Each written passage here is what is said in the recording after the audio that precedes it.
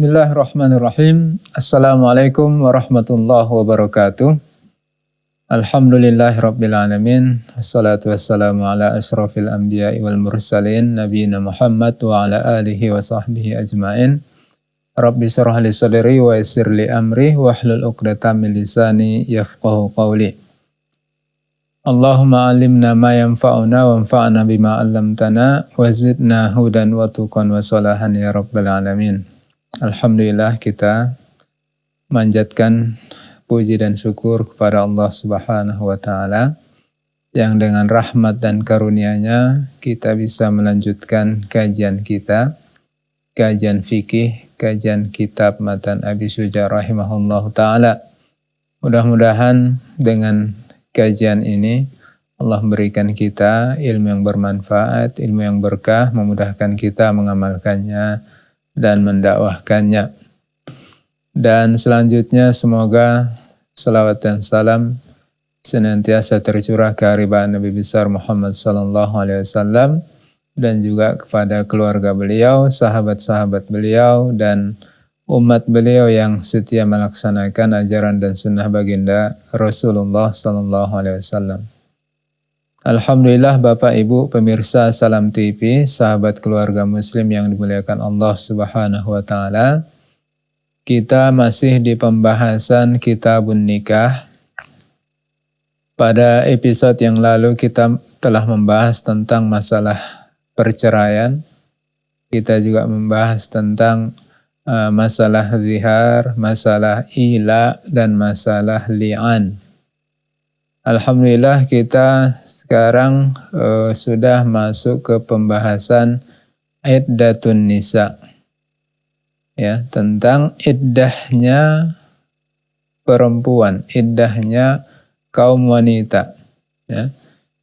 Iddah perempuan, perempuan yang memiliki iddah itu ya adalah disebabkan perempuan tersebut imma karena adanya perceraian dengan suaminya atau karena suaminya wafat. Ya, jadi perempuan yang ditinggal wafat suaminya atau perempuan yang diceraikan oleh suaminya, mereka memiliki iddah. Iddah itu adalah masa menunggu, masa yang ditetapkan oleh syariat bagi seorang perempuan yang mereka diwajibkan menunggu, ya, menunggu selama waktu tersebut. Ketika nanti dia adalah talak roja'i, maka selama masa iddah itu si suami bisa kembali kepada istrinya.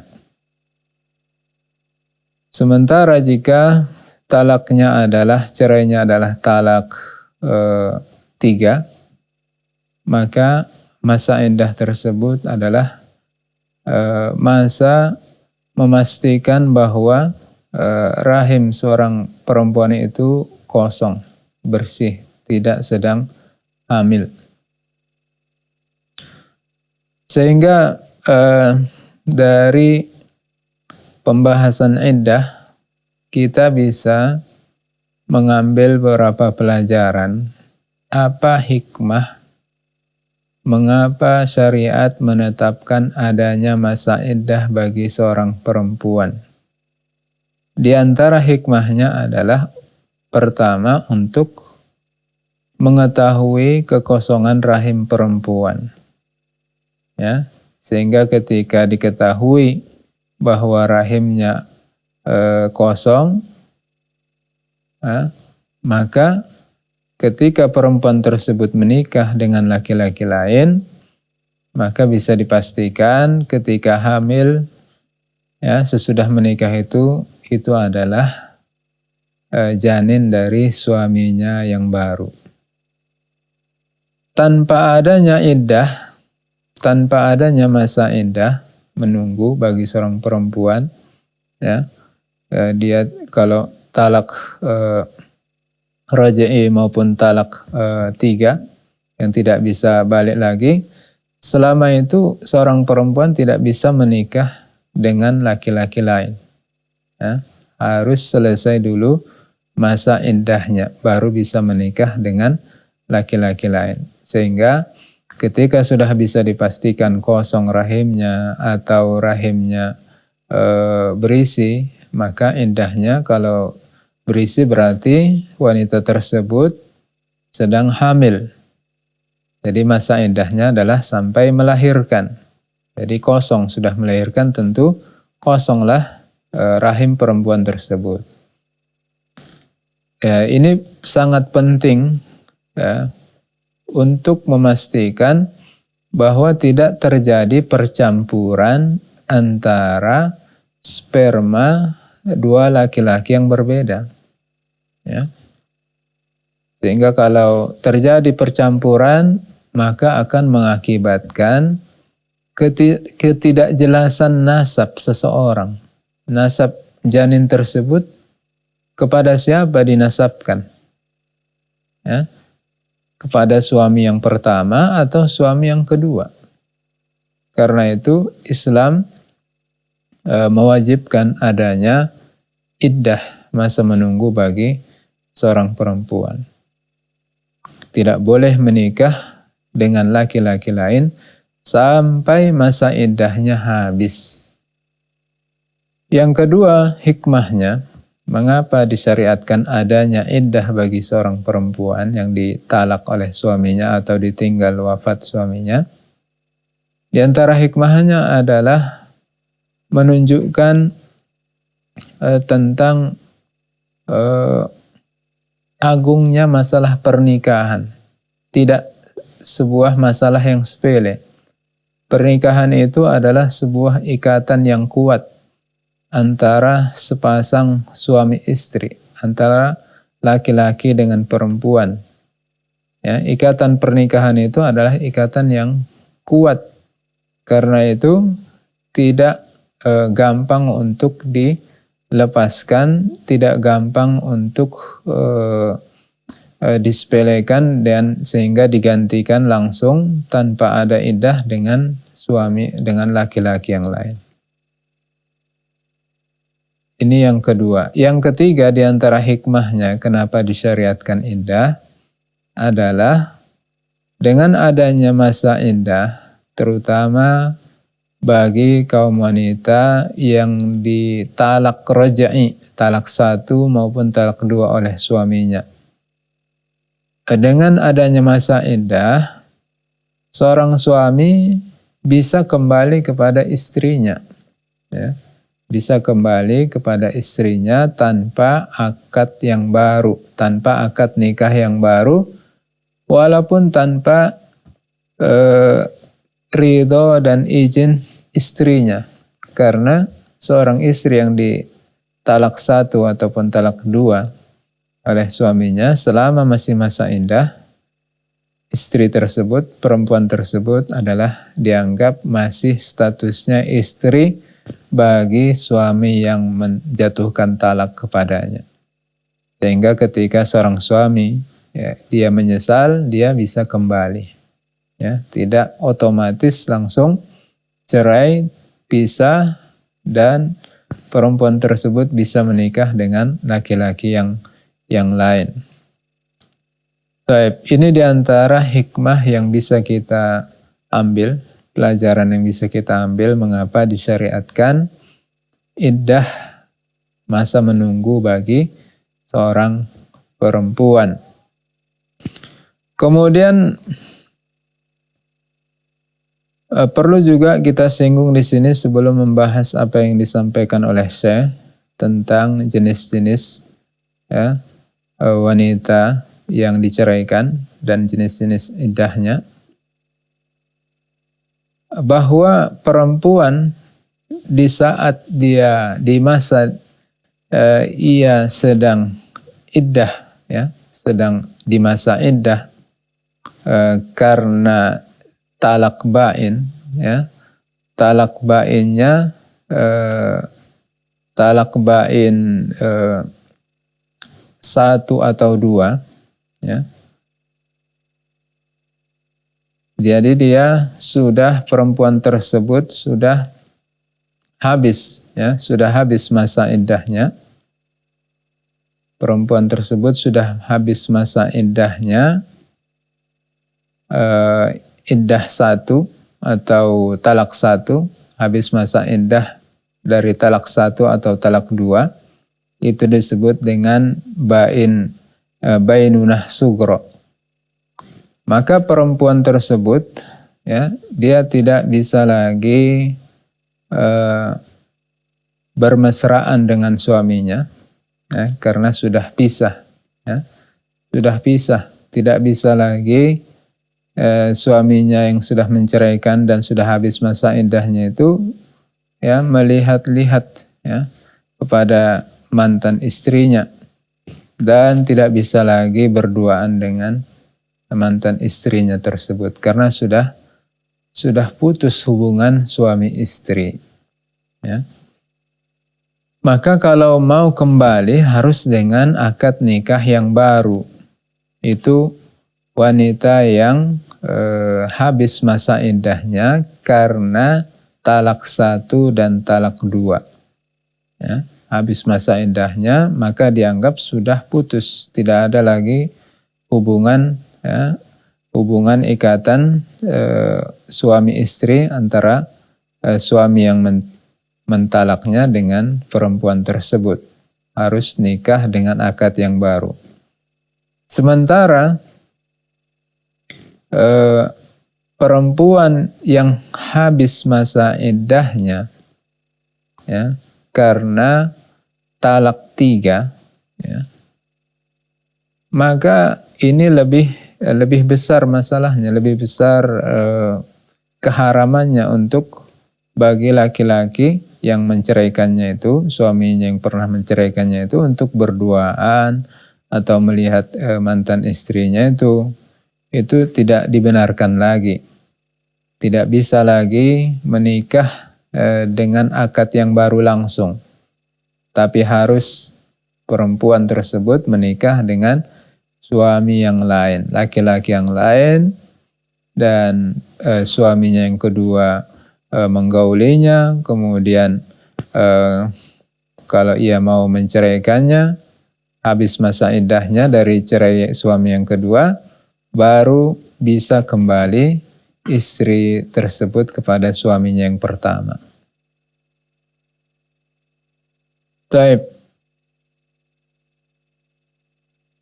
Syekh mengatakan faslun wal mu'taddah ala darbaini mutawaffa anha wa ghairu mutawaffa anha.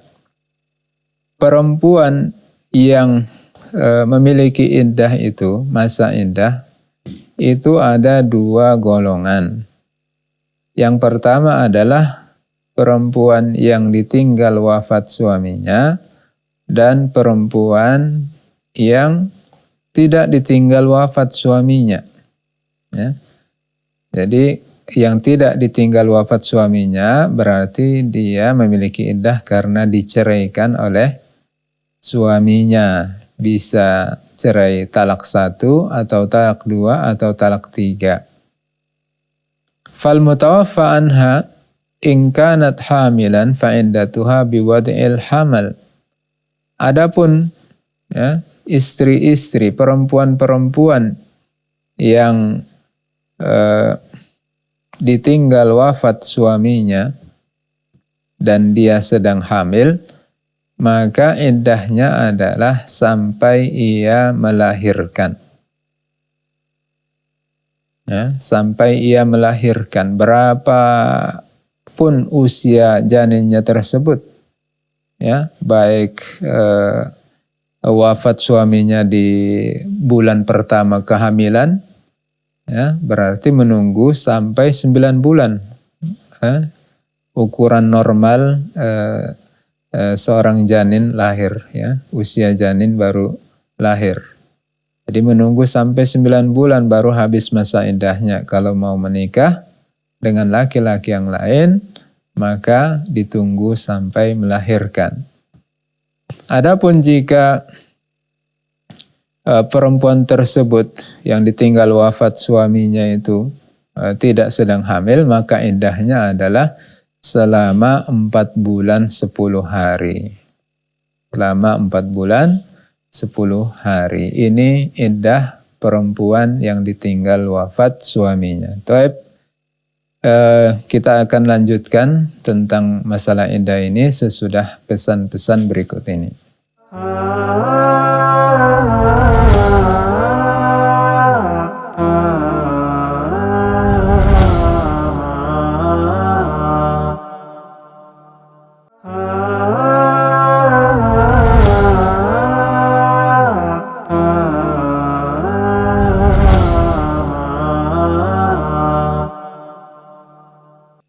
Bismillah, kita lanjutkan Bapak Ibu.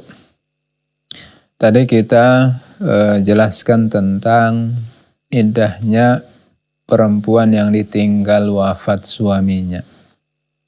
Perempuan yang ditinggal wafat suaminya ada 2 keadaannya. Imma dia sedang hamil atau sedang tidak hamil. Perempuan yang suaminya wafat dan dia sedang hamil, maka masa iddahnya adalah sampai ia melahirkan.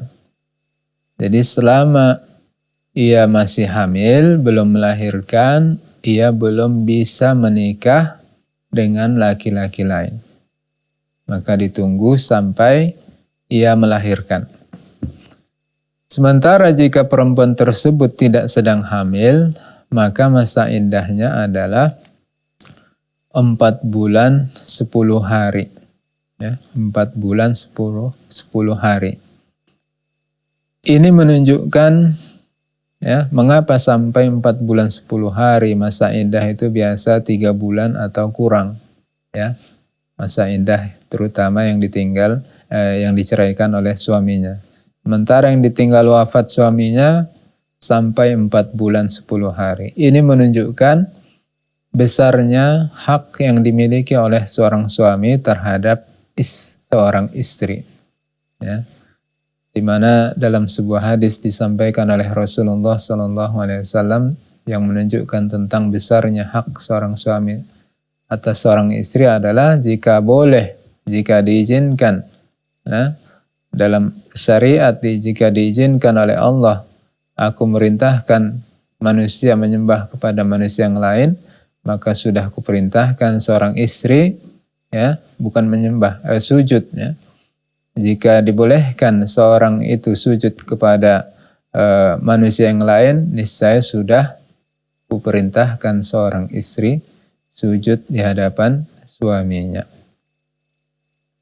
Ini menunjukkan bagaimana besarnya hak ya seorang suami ya terhadap istrinya, sehingga tidak gampang dia beralih kepada laki-laki yang lain. Begitu suaminya wafat, langsung ia menerima lamaran laki-laki yang lain, tidak.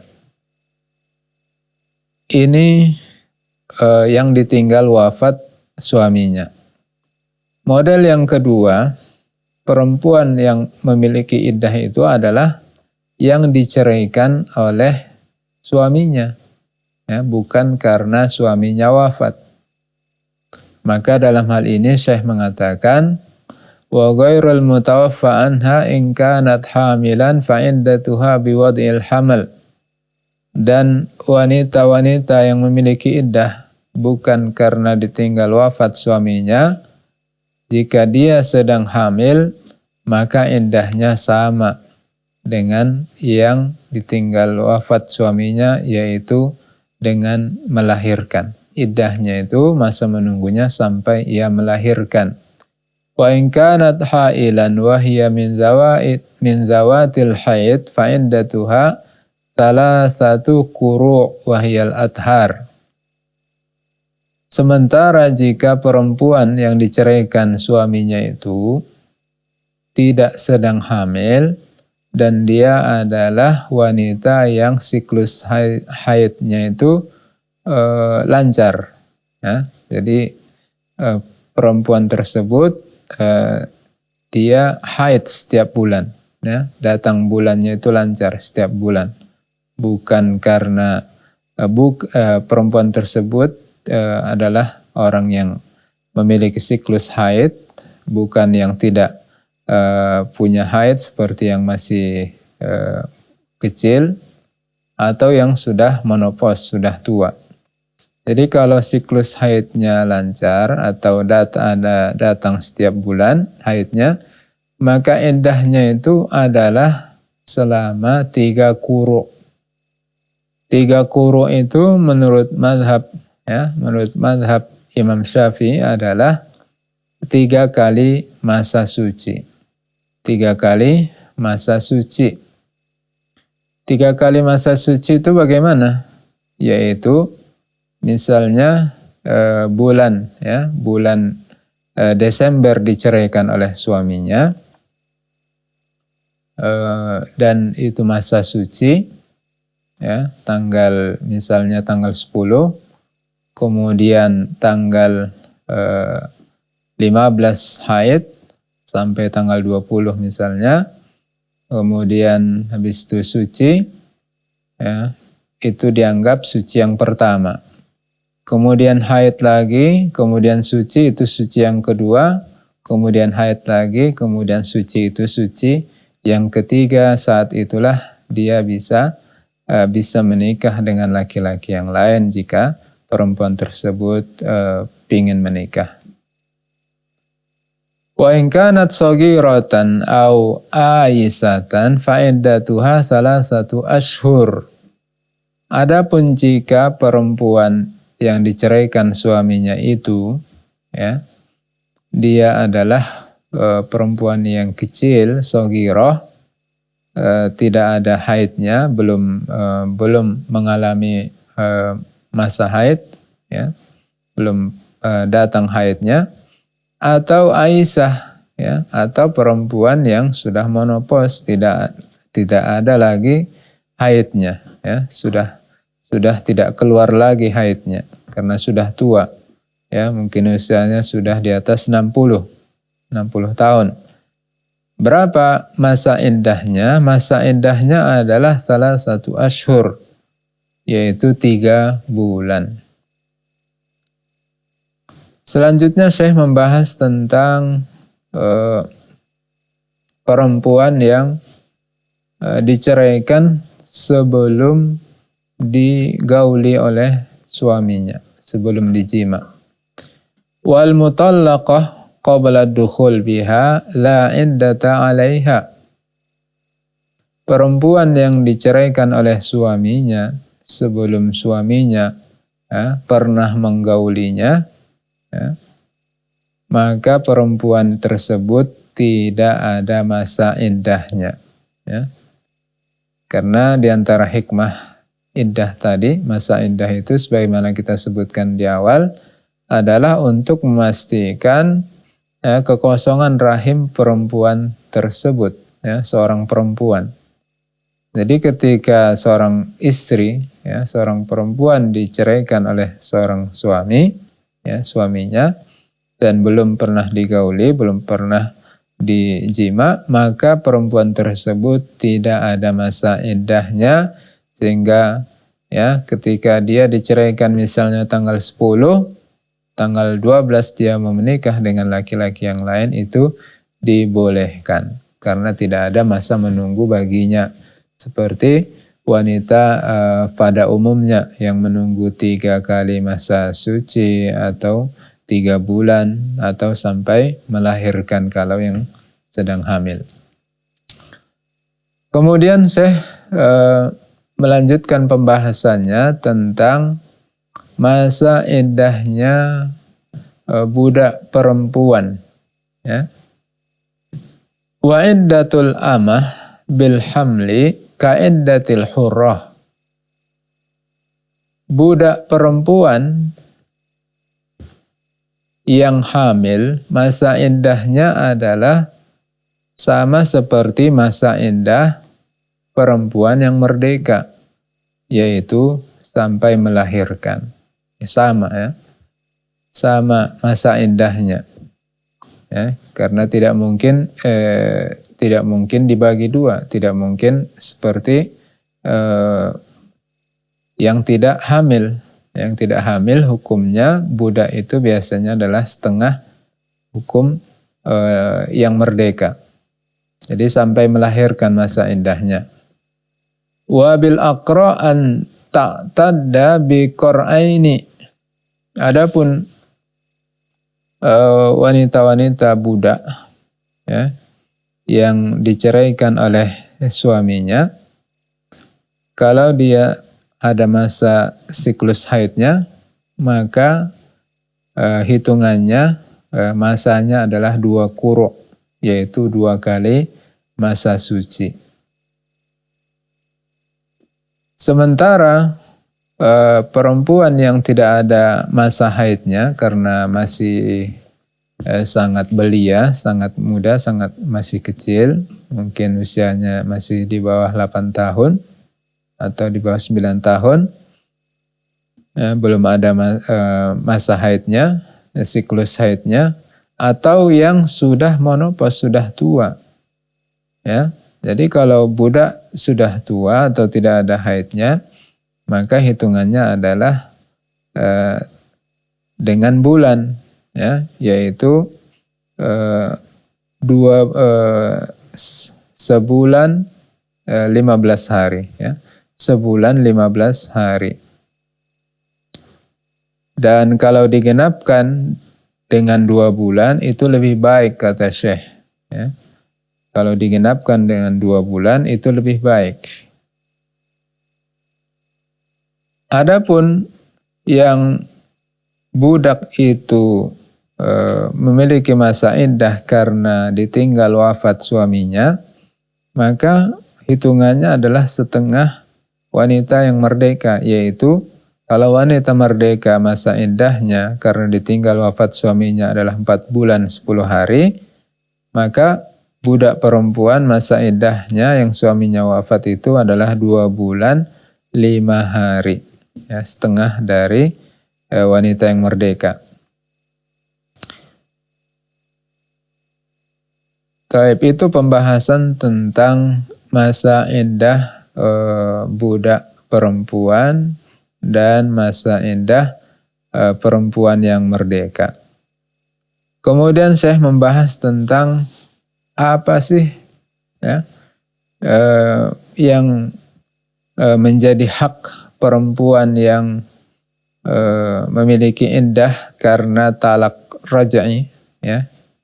Apa hak seorang perempuan yang ditalak oleh suaminya dan talaknya adalah talak 1 atau talak 2, talak yang bisa rujuk, bisa kembali suaminya kepada istrinya tanpa akad nikah yang baru. Apa hak yang dimiliki oleh perempuan tersebut, ya, selama masih masa iddah?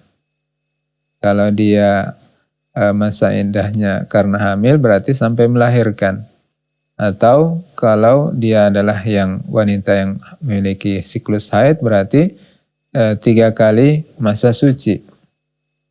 Haknya, kata Syekh, adalah as-sukna wan nafaqah. Ya. Perempuan tersebut yang diceraikan talak 1, talak 2 dan belum habis masa iddahnya memiliki hak untuk mendapatkan tempat tinggal dan nafkah dari suaminya. Ya. Nafkah dari suaminya, tempat tinggal, rumah, sehingga tidak ditelantarkan oleh suaminya, mentang-mentang sudah diceraikan, langsung diusir dari rumahnya, itu tidak boleh. Karena masih masa iddah, kecuali sudah habis masa iddahnya. Begitu juga nafkahnya, ya, nafkahnya, makannya, kemudian pakaiannya, ya, kebutuhan hidupnya. Adapun ya, wanita-wanita yang ditalak, diceraikan oleh suaminya dan sudah habis masa iddahnya, Syekh mengatakan wa yajibu lil ba'in as-sukna dunan nafaqah illa an takuna hamilan. Ya. Perempuan-perempuan yang talak ba'in, ya, habis masa iddahnya, yang dia miliki adalah satu, yaitu hak mendapatkan rumah, ya, hak mendapatkan rumah dari suaminya. Adapun nafkah itu tidak menjadi kewajiban suaminya yang sudah menceraikannya, kecuali jika perempuan tersebut sedang hamil, karena janin itu adalah masih ada kaitan dan itu adalah anak dari laki-laki yang menceraikan itu. Mantan suaminya itu adalah anaknya dan janin tersebut tidak ada dosanya. Karena itu jangan gara-gara kasusnya, gara-gara masalah suami istri, anak jadi korban, jadi kena getahnya. Jadi tetap mendapatkan tempat tinggal dan nafkah dari bapaknya atau suami dari ibunya. Taib, masih akan kita lanjutkan pembahasan ini. Jangan kemana-mana dahulu. Kita akan lanjutkan sesudah pesan berikut ini.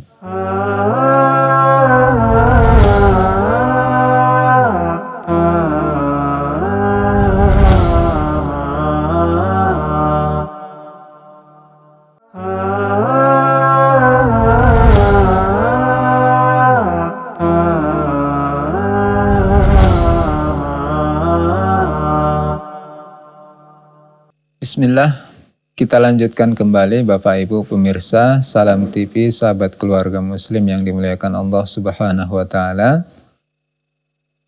Sekarang kita sampai di pembahasan tentang apa kewajiban seorang istri yang ditinggal wafat suaminya.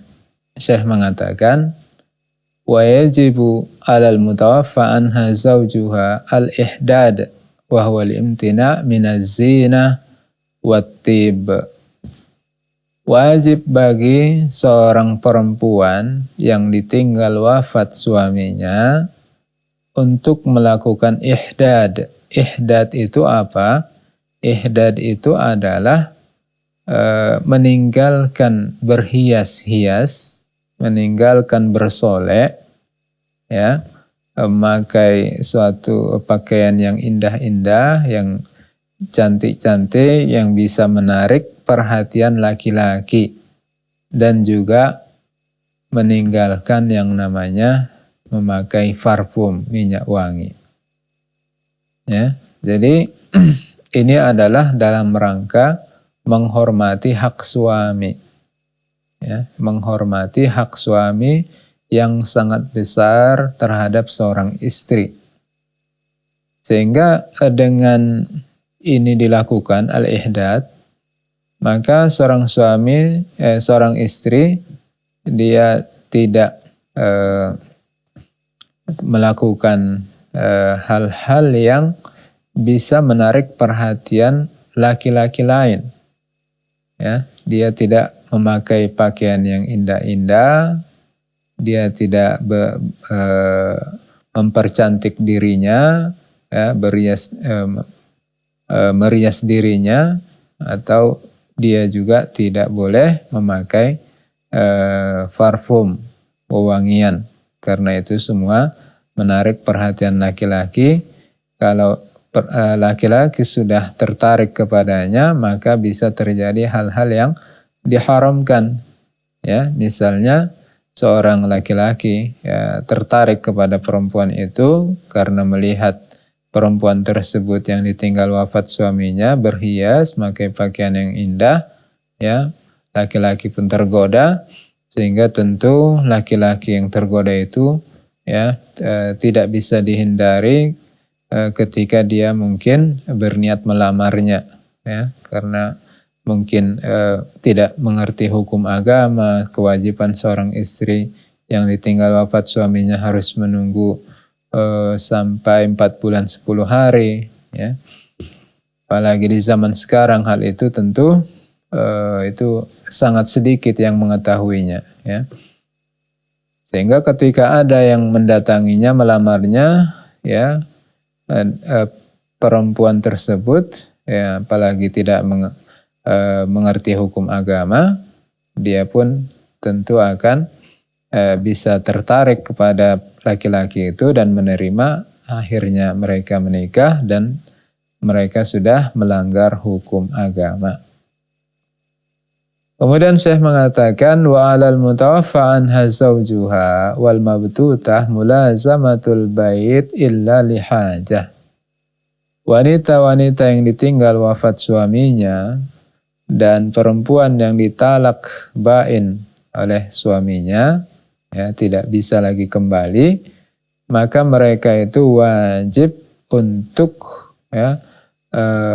untuk tinggal di rumahnya, tidak keluyuran, tidak banyak keluar rumah kecuali illa lil hajah, kecuali karena ada keperluan, ya, ada keperluan, ada suatu hajat. Kalau tidak keluar, mungkin mereka bisa terlantar, mereka bisa kelaparan, kehausan, ada masalah, ya, maka mereka dibolehkan keluar. Kemudian Syekh membahas tentang al-istibra. Ya. Al-istibra ini adalah hukum yang terkhusus untuk budak perempuan. Ya. Al-istibra ini mirip-mirip dengan iddah. Mirip-mirip dengan masalah iddah bagi perempuan. Hanya bedanya istibra ini pertama khusus untuk budak perempuan, yang kedua adalah bukan karena ditinggal wafat suaminya atau bukan karena diceraikan oleh suaminya. Ya. Jadi istibra ini adalah untuk memastikan bahwa perempuan tersebut, ya, budak perempuan tersebut tidak sedang hamil, ya. Memastikan kekosongan rahim budak perempuan, dan itu biasanya adalah ketika budak perempuan itu beralih kepemilikan, ya, beralih kepemilikan, pindah kepemilikan. Yang awalnya dia adalah budak milik si Ahmad misalnya, kemudian dijual oleh si Ahmad kepada si Mahmud, ya. Maka budak perempuan tersebut sesudah dijual oleh si Ahmad, dibeli oleh si Mahmud, dia wajib melakukan istibra selama waktu tertentu, ya. Tidak boleh ia digauli oleh tuannya atau oleh suaminya yang baru, ya.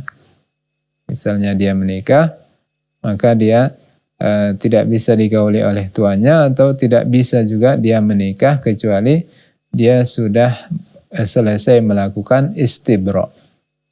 Syekh mengatakan, faslun wa manis tahdatha milka amatin hurima alaihil istimta' biha. Barang siapa yang melakukan pembaharuan, istahdatha, pembaharuan atau memiliki, ya, seorang budak perempuan yang baru, ya, baru memiliki budak perempuan, baru membeli atau baru mendapatkan karena sebagai hadiah atau dihibahkan oleh orang lain atau diwariskan oleh orang lain, keluarganya, ya, berarti dia baru mendapatkan. Awalnya bukan milik dia. Maka orang yang baru mendapatkan budak perempuan, dia haram melakukan istimta', ya, bermesraan, bersenang-senang dengan budak perempuan tersebut, termasuk menyetubuhinya. Itu dilarang, diharamkan. Sampai perempuan tersebut yastabri'aha, sampai perempuan tersebut melakukan istibra, ya. Berapa lama, berapa masa istibra'nya? In kanat min zawatil haid bihaidatin. Kalau budak perempuan itu memiliki haid, ya, siklus haid setiap bulan, maka masa istibra'nya itu tidak boleh ya digauli oleh tuannya yang baru selama sekali haid ya. Jadi misalnya sekarang dia sedang suci, maka ditunggu sampai ia haid dan selesai haid. Ketika budak perempuan tersebut sudah selesai haid, maka saat itu boleh bagi tuannya yang baru untuk menggaulinya. Wa in kanat min zawati syuhur bi syahrin faqat. Adapun jika budak perempuan tersebut tidak memiliki siklus haid karena kecil atau karena sudah tua, maka masa istibra'nya itu adalah selama 1 bulan saja. Wa in kanat min zawatil hamli bil wad'i. Adapun jika budak perempuan itu adalah sedang hamil, maka masa istibra'nya adalah sampai ia melahirkan. Ya. Wa idza mata sayyidu ummil walad istabra'at nafsuha kal amah. Jika seorang budak perempuan ya, statusnya adalah sebagai ummul walad, seorang budak perempuan, dia digauli oleh tuannya, kemudian hamil dan melahirkan, maka yang dilahirkan itu adalah anak tuannya, ya, statusnya adalah merdeka, maka perempuan yang sudah melahirkan anak tuannya ini, dia juga harus melakukan istibra secara mandiri, sebagaimana budak perempuan biasanya, umumnya, ketika tuannya wafat. Ya. Ketika tuannya wafat. Berapa lama dia melakukan istibra? Seperti yang disebutkan sebelumnya, kalau dia adalah sedang hamil, maka sampai melahirkan. Kalau tidak sedang hamil, tapi dia memiliki siklus haid, maka sekali haid. Kalau tidak ada haidnya, maka selama 1 bulan. Kemudian Syekh membahas tentang masalah rodho'ah, hukum menyusui. Ya. Syekh mengatakan, faslun wa idza arda'atil mar'atu bilabaniha waladan sara ar-radhi'u waladaha bisyartaini ahadihima ayyakuna lahu dunal haulaini wa tsani an turdi'ahu khamsa rada'at mutafarriqat wa yasiru zawjuha aban lahu. Jika seorang perempuan menyusui, ya, memberikan susu dengan susunya, dengan asinya, dengan susunya, ya, seorang anak waladan, maka jadilah anak tersebut yang disusuinya itu menjadi anaknya, ya, anak susuan, ya, bukan anak kandung tentu, bukan anak nasab, tapi anak susuan. Dengan 2 syarat, yaitu pertama, anak tersebut yang disusui dengan ASI perempuan tersebut, ya, itu masih di bawah usia 2 tahun, ya, belum genap usianya 2 tahun. Syarat yang kedua adalah bahwa perempuan tersebut menyusui anak tersebut sebanyak minimal 5 kali secara terpisah. Ya. Ukuran sekali itu adalah ukuran seorang anak minum sampai merasa kenyang. Minum, dia kenyot, ya, tetek perempuan tersebut, ya. Dia kenyot, dia minum sampai dia merasa agak kenyang, kemudian dilepas. Itu dihitung 1 kali. Kemudian dia minum lagi sampai dia mungkin agak merasa puas, dia lepas. Itu hitung 2 kali. Begitu sampai 5 kali.